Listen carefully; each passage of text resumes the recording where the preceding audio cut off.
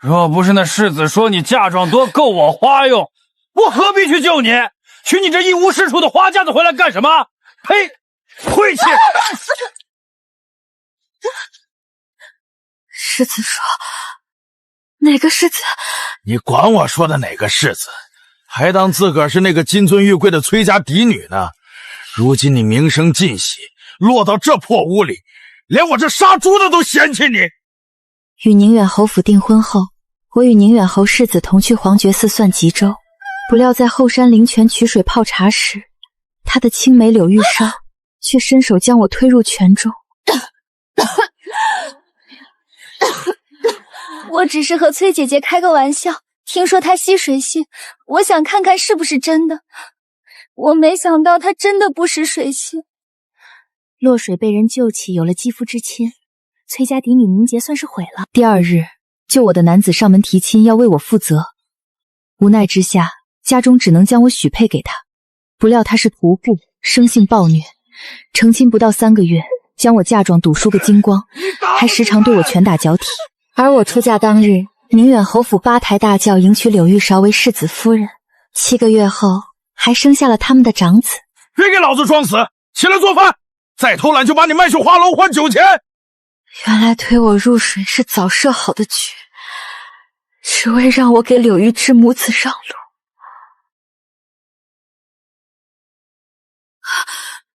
在正夜，我回了算期那日。崔姐姐，我们一起去灵泉取水可好？上一世也是如此，他提议去灵泉取水冲茶，我没有防备，与他同去，却在取水时被他推入水中，不识水性的我差点淹死。我因为被一个男子救起，有了肌肤之亲，成了京城里的笑话。你如今名节有损，不能再做侯府的世子夫人，但我会娶你过门，给你贵妾的位分，给你一个容身之处。若仪，你要明白，你被外男报上案来，除了我娶你，京城谁会娶一个名节有污的女子？崔姐姐，都是我的错，只不过一个名分的事。你入府后，我不会与你争大小，我会以你为尊，你别介意。燕哥哥也是为了侯府的名声考虑。一句名节有损，一句无人敢娶，就将我活活的逼死了。崔姐姐，快走吧，灵泉要到了。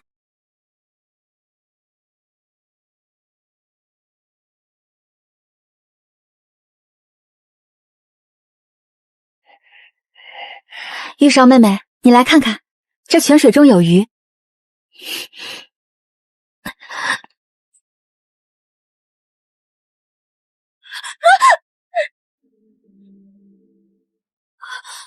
来人啊！有人落水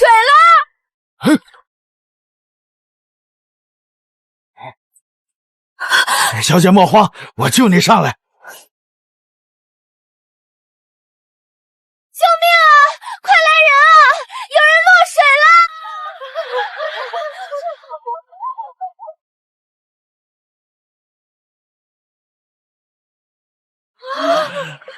老天爷，这光天化日之下，谁家小姐被个粗汉抱在怀里？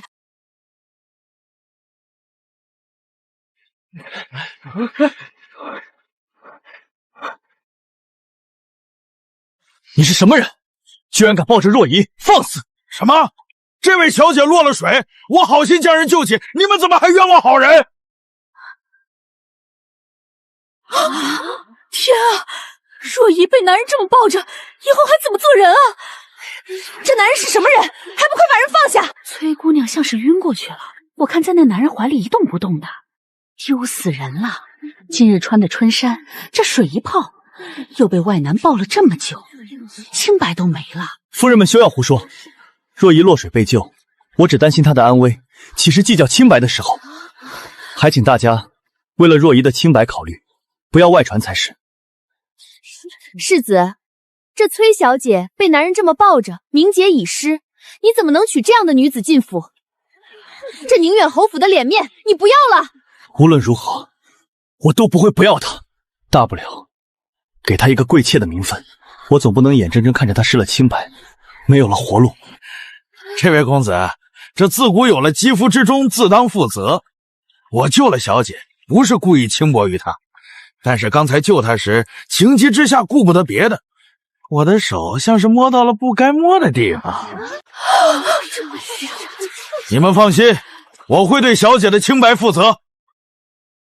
明日我便叫上媒婆上门提亲，把小姐娶回家。不会吧？那可是崔家嫡女啊，怎么能嫁这样的人？崔家嫡女又如何？被人又摸又抱，若是不嫁，只有死路一条。我是在街上杀猪的，小姐嫁给我，保证每日有肉给她吃，绝不亏待了她。崔若仪可是崔家明珠，连皇后娘娘都想过将她选中皇子妃。是啊，若不是宁远侯爷当初用一朵天山雪莲给崔老太爷做耀眼，对崔家有一药之恩，这崔家嫡女哪里轮得到谢家？可如今来择婚期，怎么就落了水，让这外男搂抱着救上来？我若是崔小姐，宁可一死！快放下若曦，你就算要娶她，也要三媒六聘，按古礼来，怎么能这样抱着人不放？玉淑妹妹被救上来了，真是太好了！崔家小姐，若仪，你怎么在这里？你在这儿，那男人怀里抱的人是谁？我刚去找人救玉韶妹妹，才赶回来。我不在这里，该在哪里？你怎么能这么抱着玉韶妹妹？快把人放下来！你的手怎么能放在她胸口？来人，快把玉韶妹妹接过来！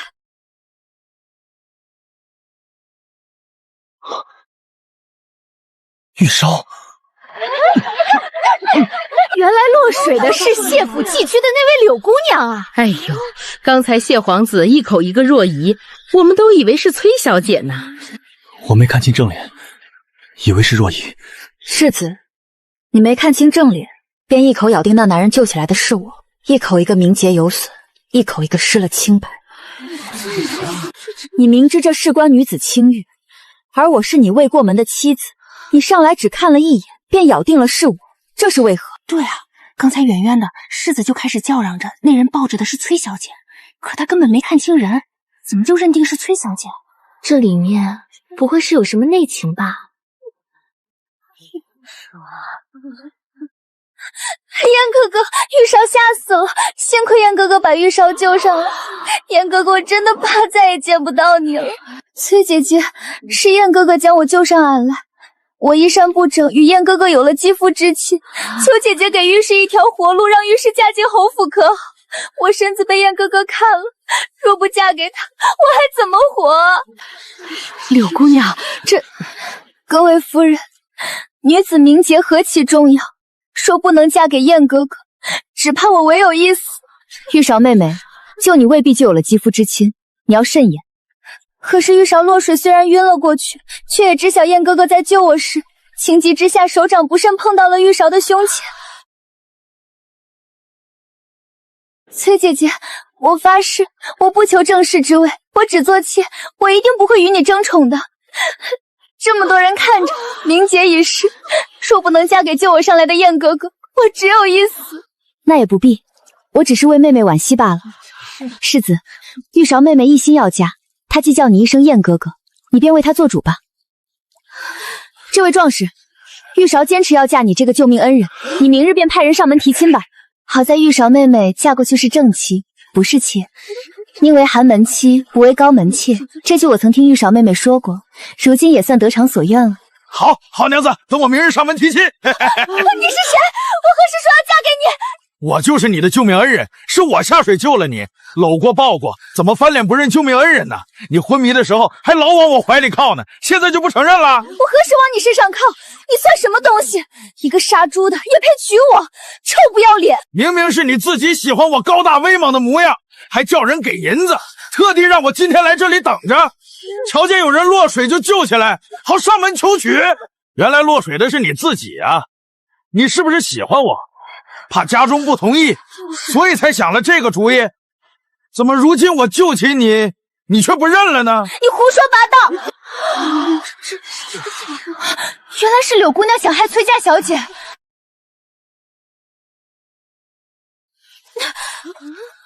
方才你闹着要我陪你来取泉水，在大石上还撞了我一下，我因为错开了，你才自己落了水。原来你是想害我，想把我撞下水，叫一个外男躲在一旁，等着救了我好上门提亲，让我不能嫁给世子，只能嫁给那男人。柳玉韶，你好狠毒的心肠，我是哪里对不起你？你要这样害我？你知道女子名节有多重要，你居然敢用毁人清白的手段来对付我！如今你自己落了水，被人救起，真是自作孽不可活。够了，若依，玉韶年纪小，不过是想和你开个玩笑，没想到自己落了水。如今他已经够惨了，你何必再咄咄逼人？难道你要逼死他吗？若非我操开一步，被撞进水里的便是我。他想出如此毒计，世子却还要偏帮于他，说我咄咄逼人，实在让人难以置信。我可是你的未婚妻，你不帮我，却帮这位心思狠毒的柳姑娘。世子，莫不是你也早知他的计划，是与他一起合谋的？胡说！我怎么会知道？不过是说几句公道话。公道话？公道话就是，若是柳小姐今日不给我一个解释，我便去告官，告她连同恶人要毁我名节。哼，她是你们侯府之人，你们也脱不了干系。我是崔家嫡女，我们崔家的脸可不是你想打便能打的。这计谋也太歹毒了，若今日真被得逞，崔家颜面何存？崔家一族的姐妹以后还如何嫁人？这不关我事，是他找了我，给我银子让我做的，我是无辜的。如今他身子被我看光了，自当是娶回家去。你那日叫我来做这事儿，可没给银子。你说救了贵女，她自会下嫁，到时候有金山银海的嫁妆。如今我救了你，你自当嫁我为妻。你若不从，我一会儿便上大街嚷嚷去，你和我肌肤相将了，看谁还敢娶你。想借晕死蒙混过关，没那么容易。上一世他毁掉我的清白，让我百口莫辩，被谢家退亲，被迫嫁给屠夫，就是为了给他让位，因为他腹中早怀了谢燕的骨肉。快叫寺里的大师来，玉韶姑娘向来身子不好，便是被水呛了太久，大师懂医理，可诊脉。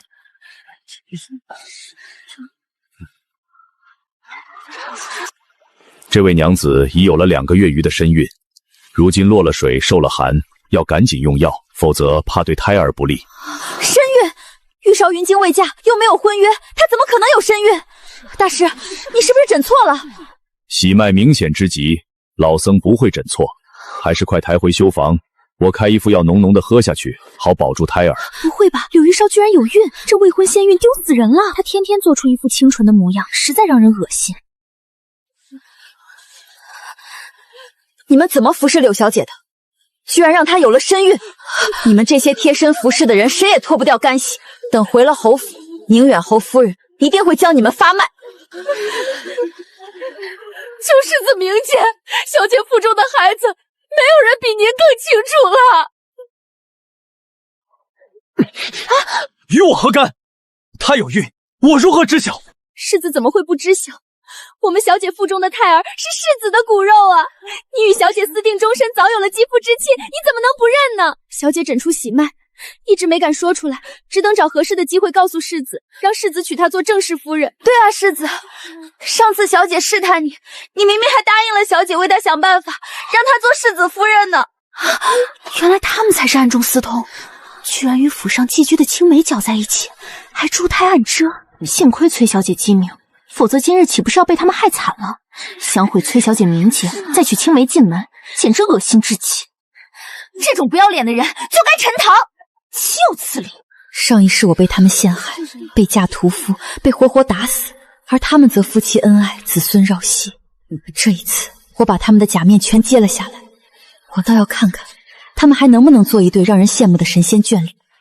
我看谁敢欺辱我崔家嫡女！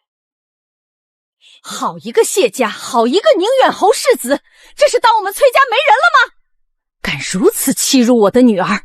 世子，你与青梅私通，珠胎暗争，还想陷害于我，此事宁远侯府必须给崔家一个交代。还有，我们崔家与谢家的婚事就此作罢。你们谢家如此低劣，我们崔家不会与你们再有任何瓜葛，从此两家再无干系。今日原是来为两家择婚期的，谁能想到竟闹到这步程地。哼，私通青梅，诛胎暗井，还想陷害崔家嫡女。宁远侯府这门风，多待一刻都嫌晦气。宁远侯府简直欺人太甚！谢燕那小子德行有失，欺人于暗室，我崔家的女儿岂容他这般羞辱？我即刻上奏皇上，此等行径不配为君子，实在令人发指，非严惩不足以正朝纲。若仪，你受委屈了，这笔账爹一定替你讨回来。父亲，瞧瞧，你养的好儿子！言官们对进宫弹劾你父子的折子堆了朕一桌子。崔家是朝廷栋梁，朕尚且以礼相待，你们倒好，臣回去定当严加管教。听说了吗？世子和他青梅那档子事儿，二人私相授受，连孩子都有了。朝堂上弹劾宁远侯府的言官数不胜数，陛下震怒，这宁远侯府怕是要倒大霉喽。那青梅够狠毒，故意找了外男，想毁崔小姐清白。幸好崔小姐聪明，她偷鸡不成蚀把米，反跟屠户有了肌肤之亲。那屠户不但叫了媒婆，还带了吹喜鹅的班子，扛了半扇猪在侯府门口闹着要提亲呢，比庙会还热闹。走，看看去。张家大哥说了，毕竟与柳姑娘有了肌肤之亲，他不嫌柳姑娘身子不清白，也不嫌她肚子里揣着别人的娃，仍旧愿意娶她。只要日后给我多生几个孩子，那世子的孩子我就当自己亲生的养了。她只需带着嫁妆，安安心心嫁到我张家做个屠夫娘子，我保管对她好。做出这档子事儿，侯爷和世子还敢露面吗？我还特地带了半扇猪来提亲，以示我的诚意。这成何体统？夫人，快抬进去！夫人，既然名节已毁，玉少唯有一死以证清白。这种死你怎么不死在山上？把侯府的名声都弄脆了！你勾引我儿子，居然敢悄悄怀了子嗣，你是不是故意的？你一个孤女，我赏你一碗饭吃就不错了，还不知感恩想当世子夫人，你做梦！是燕哥哥说心悦我，说会娶我的，不是我的错。柳玉韶，你这辈子都休想当世子夫人，正经的夫人未进门，你那庶长子休想出生。燕哥哥说让我为他生儿育女，他会娶我为妻。夫人饶了我，让我嫁给燕哥哥吧。若是燕哥哥不要我，我便只有一死。名声再难听，这柳玉霜怀的也是世子的骨肉，侯府总不能真的让侯府的子嗣流落在外吧？侯夫人怎会让她带着世子的骨肉嫁给一个不堪入目的屠夫？唉，真是家门不幸。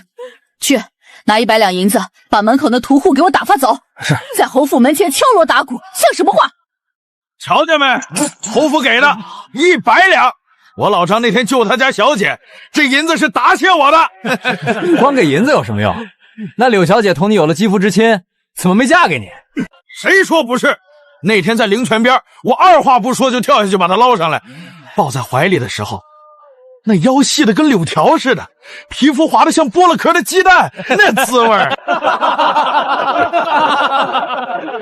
张大哥，你那水性可是咱们城南数1数2的，能从那深泉里把人救上来，这身手整条街都找不出第二个。那柳小姐必是路过猪肉摊看上我了，否则怎会提前叫我躲在大石后面，看见有人落水便下去救人？说好救上来贵女便会下嫁，怎么如今还反悔了？必是侯府从中作梗。原来如此，高门世家的寄居孤女想当世子夫人，故意陷害世子未婚妻，结果搬起石头砸了自己的脚。世子想纳妾可以，想生庶子也行，可怎么能为了妾室陷害正室夫人？坏人冥界逼人退婚，这手段实在可恶至极。小姐，这下大家都知道事情的真相了。做得好，领赏去吧。陛下，臣要弹劾宁远侯世子何行有失，应予严惩。陛下，臣等联名弹劾。宁远侯管家不严，让世子做出如此德行败坏之事，勒令其给崔家赔礼道歉。夺去一切朝中职务，在家反省半年。臣遵旨。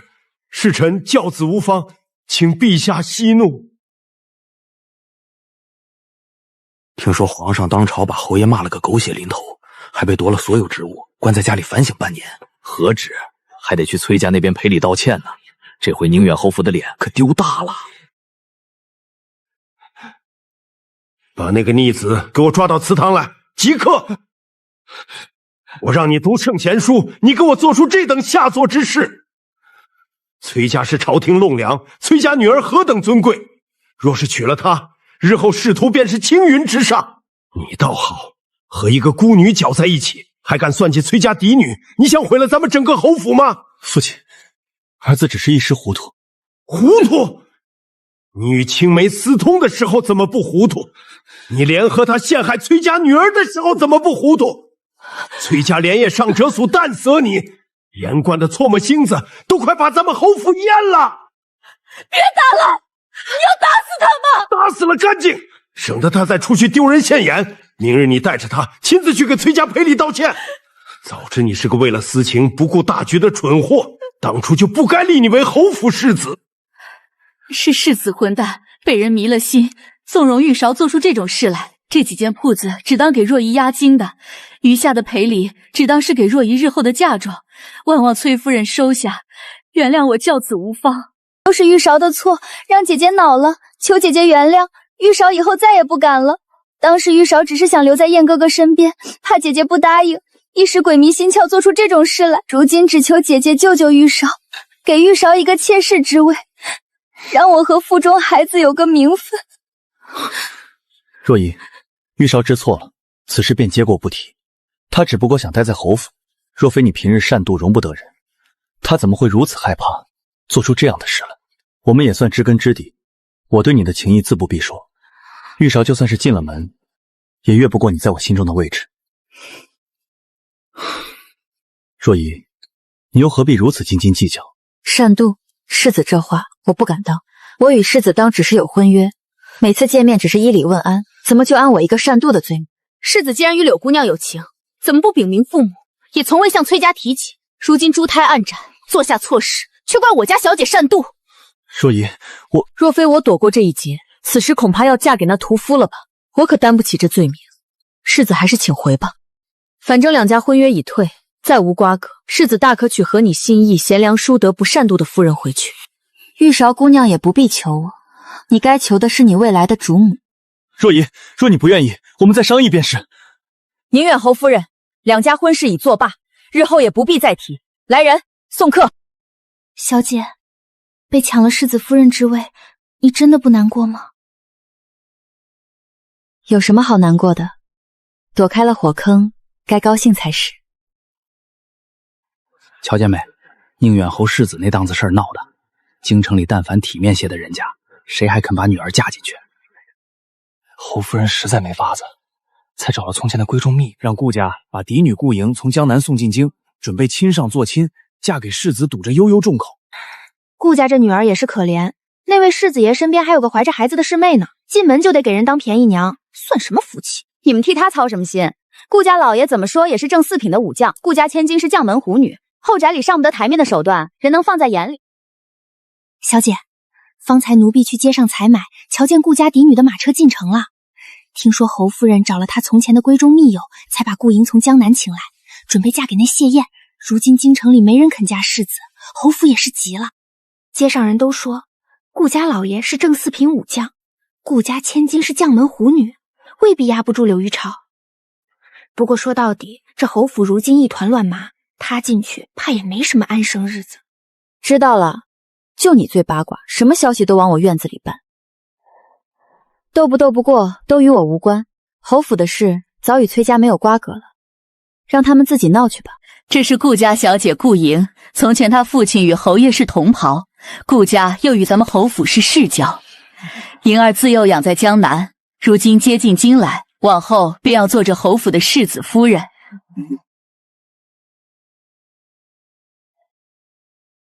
她是世交之女，难道我就不是？怎么她就能嫁燕哥哥做正妻，而我却只能做个无名无分的妾？柳姑娘这话说的不对，我与你虽都是世交之女，可我是正经接了帖子，八抬大轿预备进门的顾家嫡女。你呢？你做的那些事，哪一桩哪一件是正经嫡女做得出来？你怎么来了？不是让你在院子里好好养着，少出来走动。玉韶听说顾家姐姐今日进府，特意来拜见。见过了便回吧，你有身子，不宜久站。来人，送柳姑娘回院子。莹儿，别理她，来，姨娘带你去看你的院子。那院子朝南，采光好得很，姨娘特地让人重新收拾了一遍。瞧她那表情，顾莹姑娘一来，夫人更瞧不上她了。思乡受助，珠胎暗折，名声都臭了，还想跟人家正经嫡女比。顾姑娘可是正儿八经的将门千金，她拿什么比？燕哥哥，为何你可以娶顾莹做世子夫人？玉韶也是自幼养在侯府的故交之女，为何姨母这样不喜欢我，连个名分都不肯给我？母亲为何不敢让你做正妻？你当真不明白？你是孤女，无娘家可依，而你做的丑事闹得京城皆知，如今名声尽毁，宁远侯府怎么会要一个名声尽摆的女子做世子夫人？如今你有了身孕，便不必去正院请安了，也少在莹儿面前出现。难道你不打算给我一个名分吗？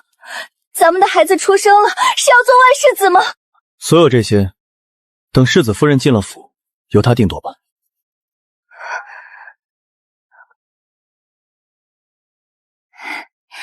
顾姐姐，玉韶来给你请安了。柳姑娘不必多礼，我快成亲了，事情繁多，你也不必过来见礼了。等我正式入了门，再以位分论吧。对了，这支银钗就当我的见面礼吧。这银钗一看便是主母给妾室的见面礼，顾莹是在打我的脸，嘲讽我是一个上不得台面的妾室。多谢顾姑娘赏赐，玉韶告退。姑娘别气，她这是故意激你。一支银钗就想定我的身份，走着瞧，她还没进门呢，谁笑到最后还不一定。夫人，镇国公府派人送了帖子来，说府里的牡丹开得正好，要各府夫人小姐后日去赏花。镇国公府的赏花宴，去的都是京中有头有脸的夫人贵女。莹儿，你初来京城，正好趁着机会多认识些人，往后在京城走动也方便。是，夫人，玉韶也想同去。我在府里闷了这些日子，也想出去散散心。再说，我也该多走动走动，免得旁人忘了侯府还有我这个人。你有身子，不宜多走动。再说那赏花宴人多眼杂，你去了反倒让人嚼舌根。好好在院子里养着便是。莹儿，走，陪我去挑后日赏花宴要戴的头面。夫人，母亲来时给我备的嫁妆里有不少首饰呢。你母亲给你备的那些首饰虽说也好，可我这儿还有一套红宝石头面，配你那身新做的衣裳正好。这不是宁远侯府那位柳姑娘吗？肚子都这么大了还出来赴宴，也不怕冲撞了主家的喜庆？何止，听说她死皮赖脸待在侯府，连个名分都没混上，往后的世子夫人只会是顾家小姐。她配跟顾家小姐比吗？人家是正儿八经的将门千金，她一个无父无母的孤女，名声都臭了，还想攀高枝，真是笑。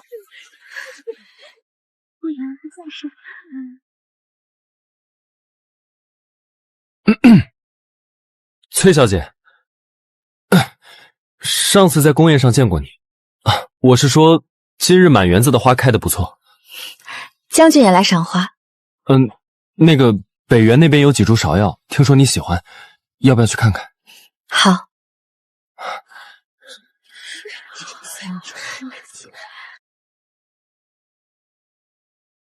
柳姑娘今日怎么又来了？今日来是想和顾姑娘商量件事。当初我落水被救一事，想必顾姑娘也知晓。我思虑再三，我娘亲说得好，宁做寒门妻，不做高门妾。我想清楚了，我不愿意在侯府做一个无名无分的姨娘，我愿意嫁给那屠夫，做他的正头娘子。你愿意嫁给那屠夫？可是世子不愿意。我想了想，只能瞒着世子。我与屠夫商量过了，将成亲的日子选在你和世子成亲的同一日。到时候他无暇过问，我从角门悄悄出嫁。等他知道我已经嫁了，也没法子拦我了。你当真想清楚了？那屠夫粗鄙不堪，嫁了他，你可就再也回不了头了。我想清楚了，与其在侯府做个妾室，一辈子被人踩在脚下，不如嫁个寻常人，好歹做个正头娘子。还请顾小姐替我保密，莫要让世子知晓。你有这样的心气，我倒有几分佩服了。你放心，到时候我一定为你添壮，让你风风光光从侯府出嫁。世子那边，我自会替你遮掩。多谢顾姑娘成全，玉韶告退。姑娘，您真要嫁给那屠夫，那可是个粗鄙不堪的市井之徒。嫁他？哼，顾莹还真以为我要成全她的大婚，她想得美。世子夫人只能是我。你发现没？柳姑娘这几日跟换了个人似的，不哭不闹，也不去找世子，天天在院子里绣花。可不是，顾小姐克扣她的分量，她居然一声不吭。以前哪回不是闹到世子跟前去？这几日倒是清静，不来闹也好，省得我在莹儿面前难做。哟，柳娘子来了，这大晚上的找我，莫不是想我了？大婚那日，你赶辆青布马车在侯府后门候着，我把顾家小姐迷晕了弄出来，你把人带走。嘿，娘子这银钱给的痛快，就按你说的，等她醒了，生米煮成熟饭，她就是我的媳妇儿了。记着，不许走漏半点风声。事成之后，我许你黄金100两，若走漏了风声，你什么也拿不到。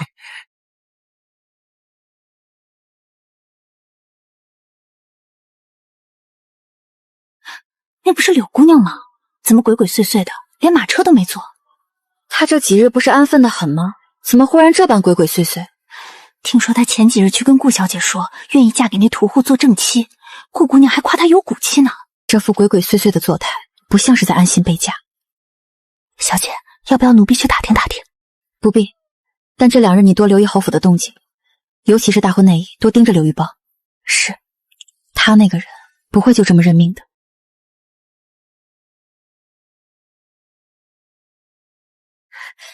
世子夫人，我们小姐有话想和您说，她马上要出门了，想见您最后一面。她既要去嫁那屠夫，我送她一程也是应该的，不必跟来，我去就回。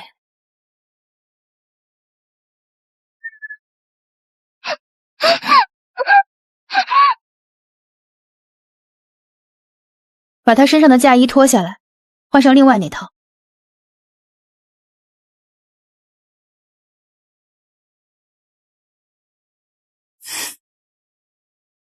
把人抬上角门的花轿，就说新娘子身子不适晕过去了，直接抬走便是。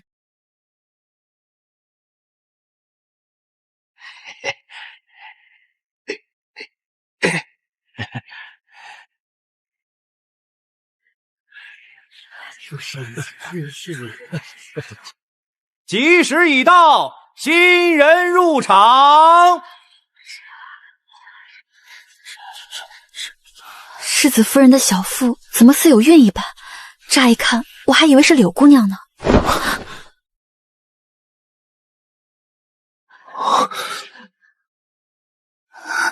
燕哥哥，怎么会是柳姑娘？顾家小姐去哪了？莹儿去了哪里？你把她弄哪里去了？刘玉韶，你一而再再而三的耍花招，你究竟要如何？燕哥哥，难道娶我便不行吗？顾莹是世交之女，我就不是吗？你们找到她又如何？她已经上了屠夫家的花轿，如今只怕已洞房了。你竟敢这么对莹儿，你这毒妇！备马，去那屠户家！刘玉祥，我看你是疯了！你居然敢做出这样的事来！莹儿若有事，顾家可饶不了你！事到如今，我怕什么？我得不到，谁也别想得到。我这是做了什么孽，让你寄居在侯府？你居然要害人！此般毒妇，等明日便送你去官府。送啊！我肚子里是你的孙儿，让我带着你的孙儿一起去死好了。你中意顾莹，你别做梦了。她估计早成了屠户的娘子，替我嫁给了那杀猪的。我和她说了，给她娶个美娇娘，让她赶紧把人娶走。莹儿若有事，我便一刀一刀把你的肉割下来。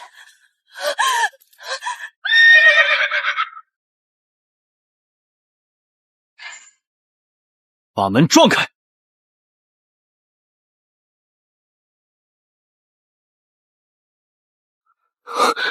莹儿，他有没有动你？哥，我没事，他连我一根手指头都没碰到。我醒来之后跟他谈了笔交易，他收了我的首饰，答应保我清白，送我回府。大人饶命，不关我的事儿，是那个姓柳的叫我去娶的呀，我什么也没干。与柳氏勾结做着强娶民女的勾当，能是什么好人？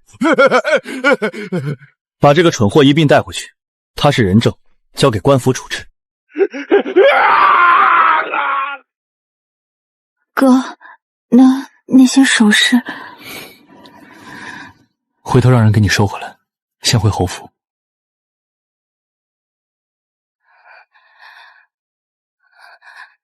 毒妇，你敢害我，好狠的心肠！你这样的毒妇，只配到大狱里待着。莹儿，他毕竟……闭嘴，别叫我莹儿，你这种男人简直不堪为配。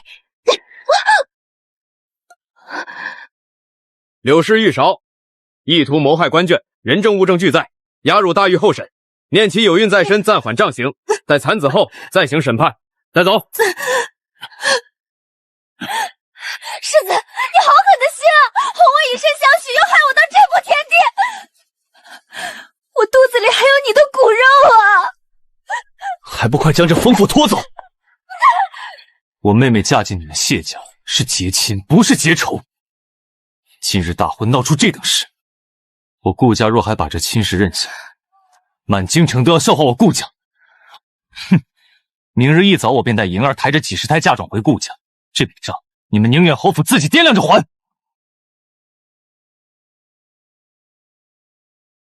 幸亏当日退了婚，若是嫁进这侯府，今日被满城笑话的，怕就是咱们崔家了。回家吧，母亲，左右都与我们无关了。臣教子无方，请陛下降罪。为了一个寄居的孤女，堂堂侯府世子闹得满城风雨。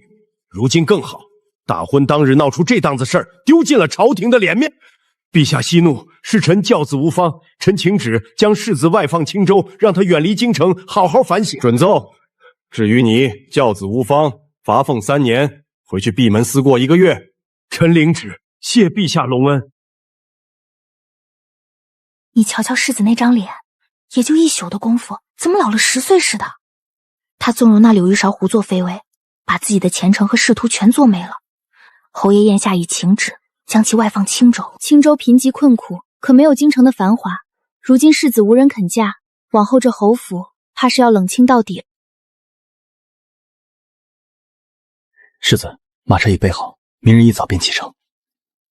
青州远吗？远，要走1个多月。那边地贫人稀，比不得京城。世子此去要多保重身子。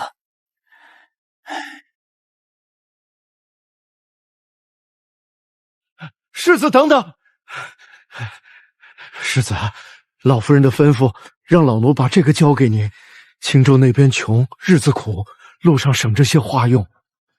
替我向母亲磕个头，就说儿子不孝，让他老人家操心了。世子保重。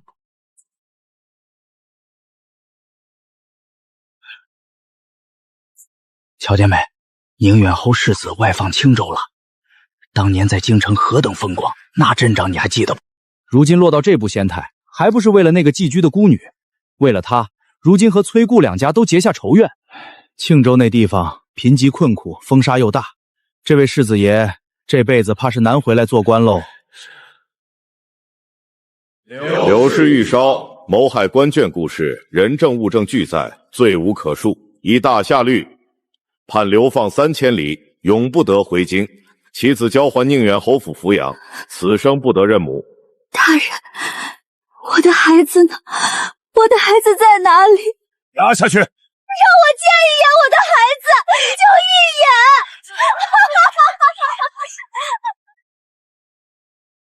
小姐，大消息！今日军诏府宣判了，柳玉韶谋害官眷，人证物证俱在，判了流放3000里，永不得回京。押解出城的时候，满街百姓都围过来看热闹，烂菜叶和臭鸡蛋扔了囚车一路。他腹中的孩子呢？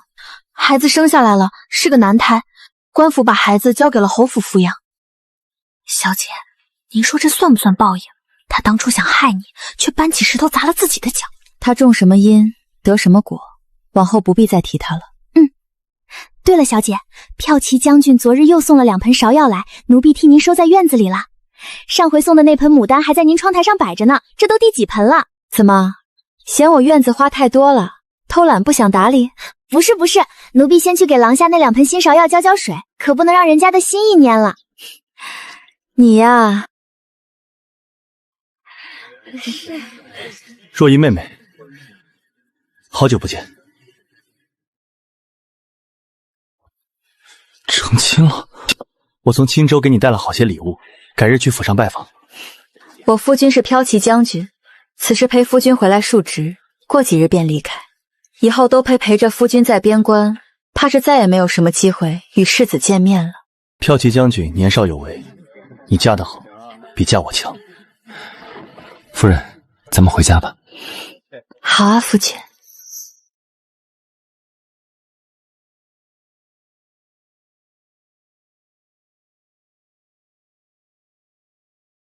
风大，别吹着了，快上车吧。若依，那年的事，对不起。世子保重。世子，咱们也走吧。